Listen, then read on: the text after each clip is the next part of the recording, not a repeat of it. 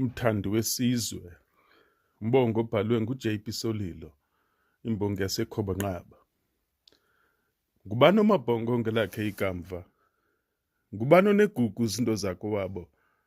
Ohlala elinde ukubona into ezintle, othemba linzulu noxa kungekuhle.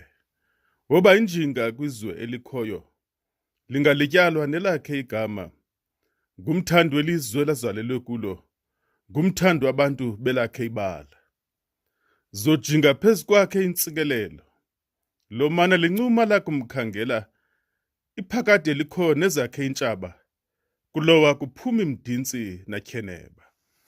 Imbunguzulu kwaneqhayiya, kwaba kowabo nesakhe isizwe, zibongisela ngaye neentombi zakowabo, loba sisifungo nelakhe igama.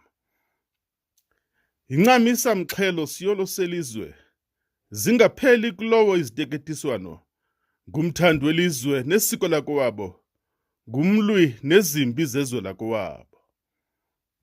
Luyolo lukhulu xa esingekhaya, milambo mifula zinduli neentaba, ziziba zingxangxa zithetha lukhulu, kulowo untliziyo eluthando lunzulu.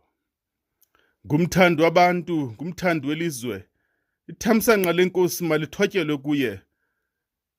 Mayikuwele imibethe yezulu, zivuyiswe ngawe into zakowenu. Ivumbi elimnandi lesafikare, livale amaho umlomo liwuqhole. Makalityalwe lo ufa esahleli, ungazange acinge kwenzela ntobani. Ulihlazo lelizwe nabantu bakowabo, ejika iinyawo zibhekise kowabo. Uzele singqala wabindeka inene, wenza izinto ezingenabunene. Izwe lakowabo akabanga into kulo, zisenzeka into ezimbi akakhalimeli. Tshikilani izinyawo nimnikele umhlana, ziphambukele kuye indlala namashwa. Vuka bulungisa ubhekise ingubo, vuthulula amashwa awele kulowo. Yeyani nale mfundo nobukhali bengqondo? Ngawani nalamandla nempilo kulomfo?